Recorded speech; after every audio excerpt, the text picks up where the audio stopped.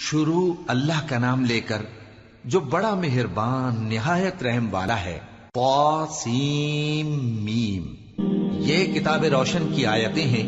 اے پیغمبر، ہم تمہیں موسیٰ اور فرعون کے کچھ حالات مومن لوگوں کے سنانے کے لیے صحیح صحیح سناتے ہیں کہ فرعون نے ملک میں سر اٹھا رکھا تھا اور وہاں کے باشندوں کو گروہ گروہ بنا رکھا تھا۔ ان میں سے ایک گروہ کو یہاں تک کمزور کر دیا تھا کہ ان کے بیٹوں کو ذبح کر ڈالتا اور ان کی لڑکیوں کو زندہ رہنے دیتا۔ بے شک وہ مفسدوں میں تھا، اور ہم چاہتے تھے کہ جو لوگ ملک میں کمزور کر دیے گئے ہیں ان پر احسان کریں اور ان کو پیشوا بنائیں اور انہیں ملک کا وارث بنائیں اور ملک میں ان کو قدرت دیں، اور فرعون اور حامان اور ان کے لشکر کو وہ چیز دکھا دیں جس سے وہ ڈرتے تھے۔ اور ہم نے موسیٰ کی ماں کی طرف وحی بھیجی کہ اس کو دودھ پلاؤ، پھر جب تم کو اس کے بارے میں کچھ خوف پیدا ہو تو اسے دریا میں ڈال دینا، اور نہ تو خوف کرنا اور نہ رنج کرنا، ہم اس کو تمہارے پاس واپس پہنچا دیں گے اور بعد میں اسے پیغمبر بنا دیں گے۔ سو فرعون کے لوگوں نے اس کو اٹھا لیا، اس لیے کہ نتیجہ یہ ہونا تھا کہ وہ ان کا دشمن اور ان کے لیے موجب غم ہو۔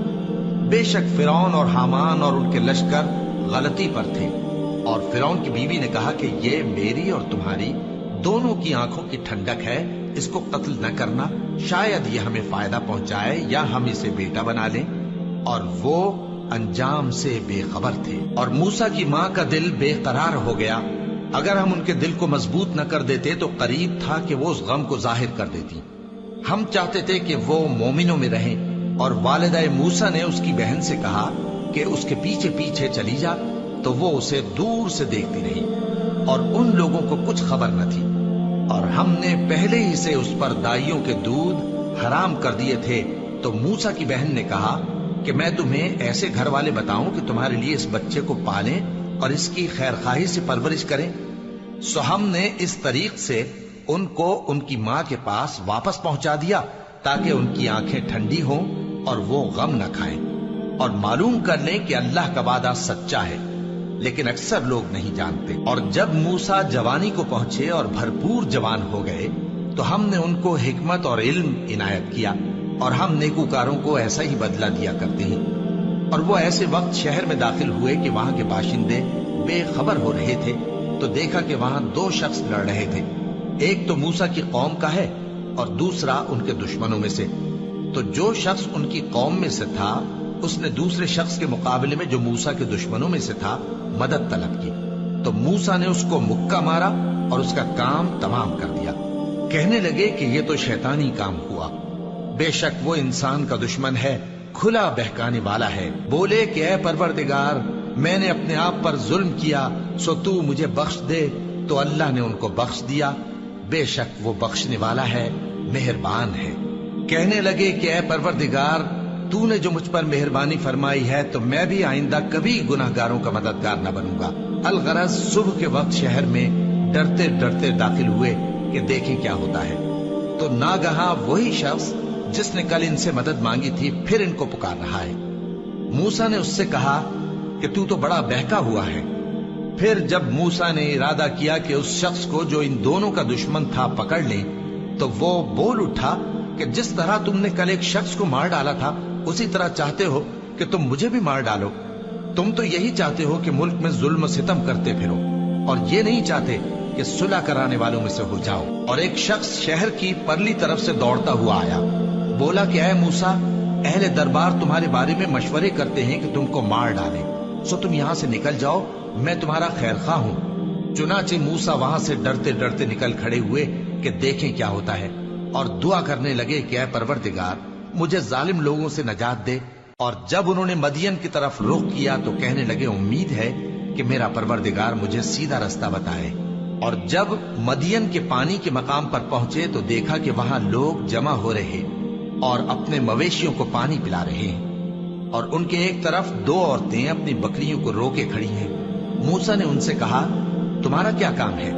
وہ بولی کہ جب تک چرواہے اپنے جانوروں کو لے نہ جائیں ہم پانی نہیں پلا سکتے، اور ہمارے والد بڑی عمر کے بوڑھے ہیں۔ تو موسیٰ نے ان کے لیے بکریوں کو پانی پلا دیا، پھر سائے کی طرف چلے گئے اور کہنے لگے کہ پروردگار، میں اس کا محتاج ہوں کہ تو مجھ پر اپنی نعمت نازل فرمائے۔ थोड़ी देर के बाद उनमें से एक औरत जो शर्माती और लिजाती चली आती थी मूसा के पास आई, कहने लगी कि तुमको मेरे वालिद बुलाते हैं कि तुमने जो हमारे लिए पानी पिलाया था उसकी तुमको उजरत दें। फिर जब वो उनके पास आए और उनसे अपना माजरा बयान किया तो उन्होंने कहा कि कुछ खौफ न करो, तुम जालिम लोगों से बच आए हो। एक लड़की बोली कि अब्बा इनको नौकर रख लीजिए, क्योंकि बेहतरीन नौकर जो आप रखें वो है जो तवाना हो, अमानतदार हो। उन्होंने मूसा से कहा कि मैं चाहता हूं कि अपनी इन 2 बेटियों में से एक को तुमसे ब्याह दूं, इस अहद पर कि तुम 8 बरस मेरी खिदमत करो, फिर अगर 10 साल पूरे कर दो तो वो तुम्हारी तरफ से एहसान होगा, और मैं तुम पर तकलीफ डालनी नहीं चाहता, तुम मुझे इंशाअल्लाह नेक लोगों में पाओगे। मूसा ने कहा कि मुझ में और आप में ये अहद पुख्ता हुआ, मैं जो मुद्दत चाहूं पूरी कर दूं, फिर मुझ पर कोई ज्यादती न हो, और हम जो मुआहिदा करते हैं अल्लाह उस पर गवाह है। फिर जब मूसा ने मुद्दत पूरी कर दी और अपने घर के लोगों को लेकर चले तो तूर की तरफ से आग दिखाई दी। वो अपने घर वालों से कहने लगे कि तुम यहाँ ठहरो, मुझे आग नजर आई है, शायद मैं वहां से रास्ते का कुछ पता लाऊं या आग का अंगारा ले आऊं ताकि तुम आग तापो। सो जब उसके पास पहुंचे तो मैदान के दाएं किनारे से एक मुबारक जगह में एक दरख्त में से आवाज आई कि ऐ मूसा, ये मैं हूं अल्लाह, तमाम जहानों का परवरदिगार, और ये कि अपनी लाठी डाल दो। सो जब उन्होंने देखा कि वो हरकत कर रही है गोया सांप है, तो पीठ फेर कर चल दिए और पीछे मुड़कर भी न देखा। फरमाया, मूसा आगे आओ और डरो मत, तुम अमन पाने वालों में हो।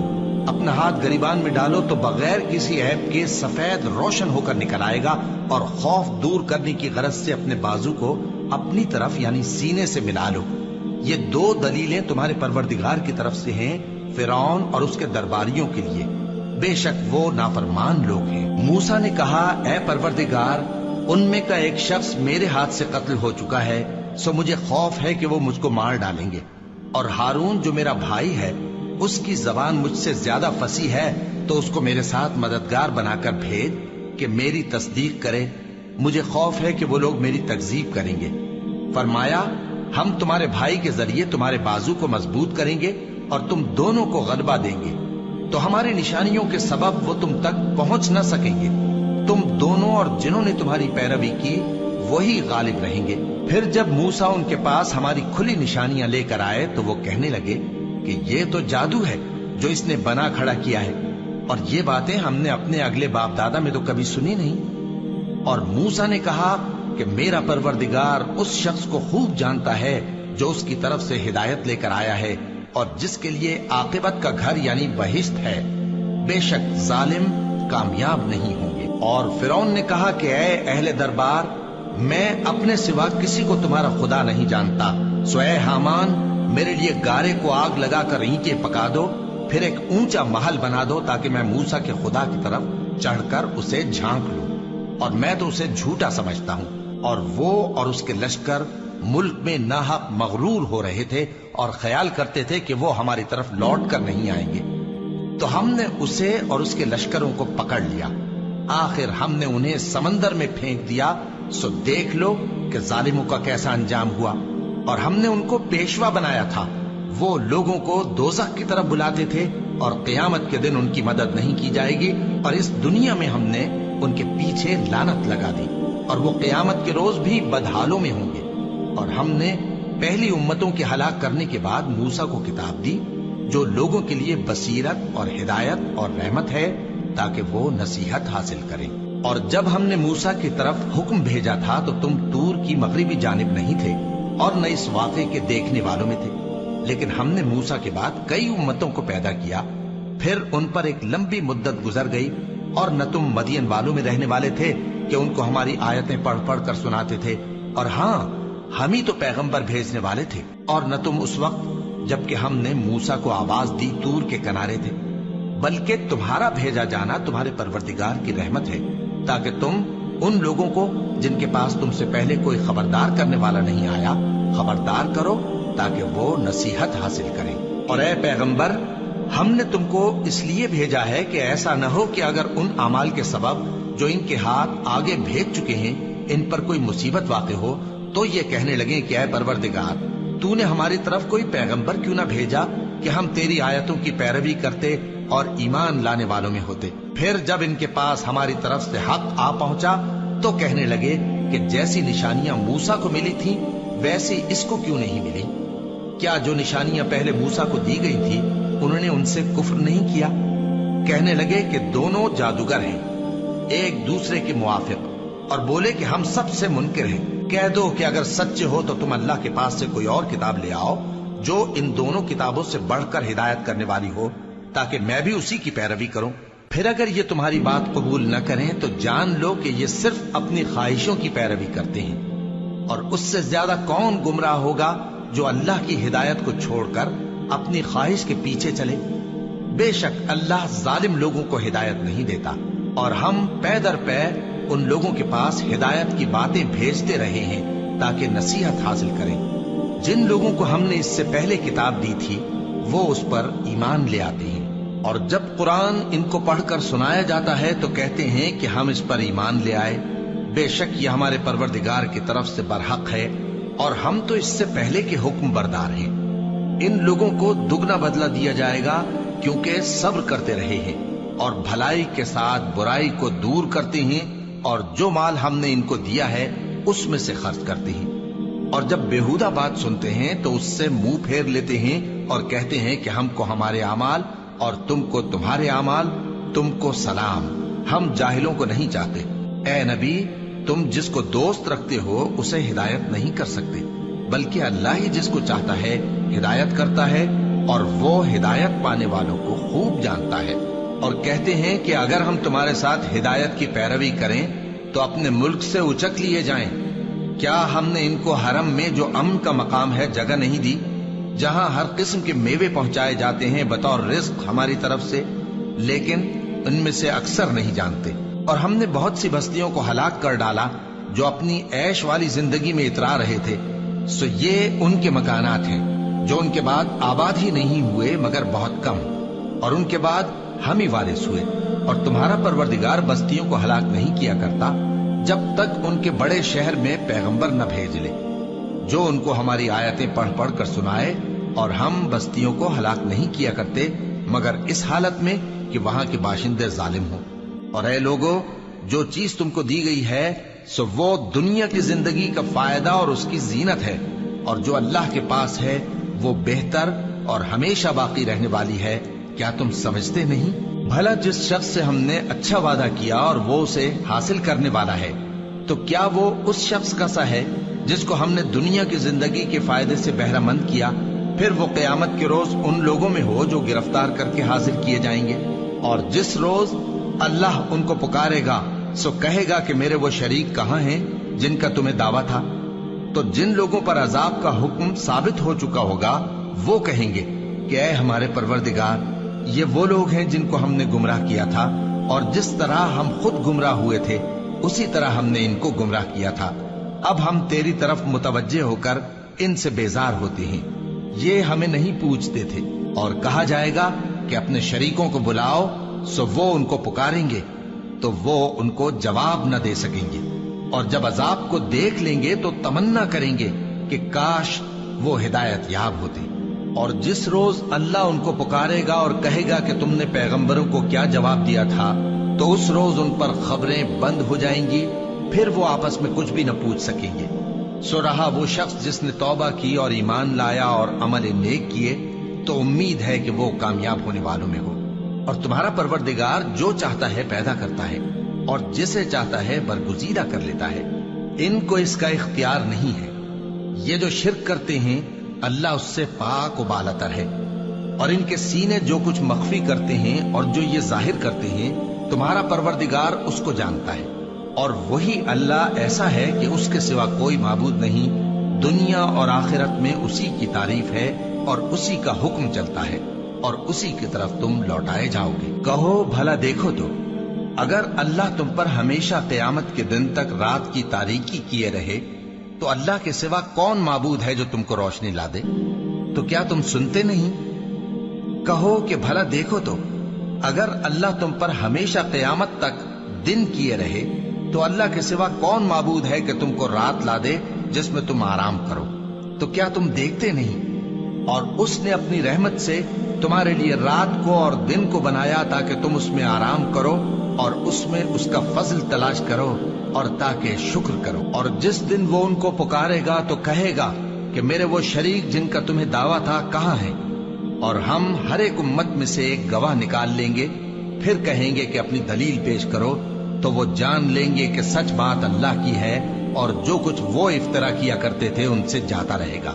قارون موسیٰ کی قوم میں سے تھا، پھر وہ ان پر زیادتی کرنے لگا، اور ہم نے اس کو اتنے خزانے دیے تھے کہ ان کی کنجیاں ایک طاقتور جماعت کو اٹھانا مشکل ہوتی۔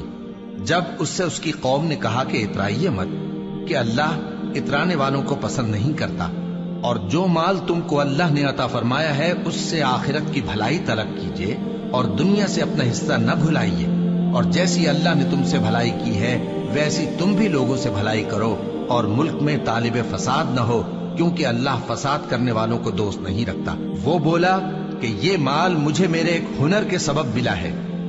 کیا اس کو معلوم نہیں تھا کہ اللہ نے اس سے پہلے بہت سی امتیں جو اس سے قوت میں بڑھ کر اور جمعیت میں بیشتر تھیں ہلاک کر ڈالی تھیں؟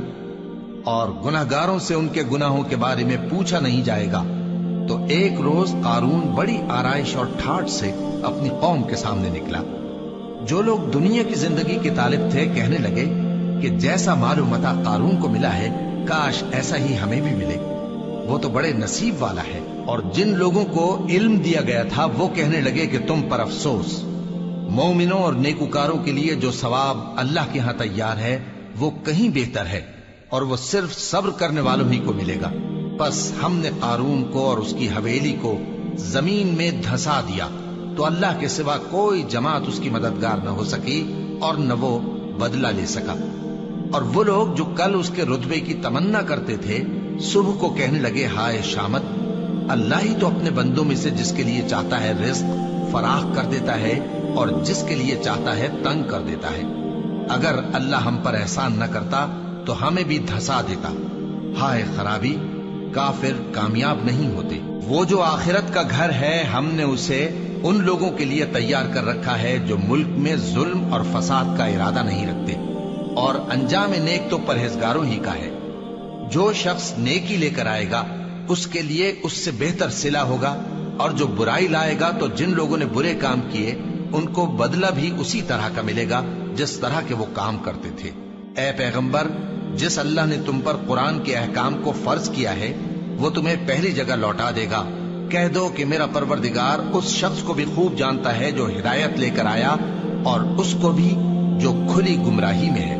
اور اے نبی، تمہیں امید نہ تھی کہ تم پر یہ کتاب نازل کی جائے گی مگر تمہارے پروردگار کی مہربانی سے نازل ہوئی، سو تم ہرگز کافروں کے مددگار نہ ہونا، اور وہ تمہیں اللہ کی آیتوں کی تبلیغ سے بعد اس کے کہ وہ تم پر نازل ہو چکی ہیں روک نہ دیں، اور اپنے پروردگار کو پکارتے رہو اور مشرکوں میں سے ہرگز نہ ہو جانا، اور اللہ کے ساتھ کسی اور کو معبود سمجھ کر نہ پکارنا۔ اس کے سوا کوئی معبود نہیں، اس کی ذات پاک کے سوا ہر چیز فنا ہونے والی ہے، اسی کا حکم چلتا ہے اور اسی کی طرف تم لوٹ کر جاؤ گے۔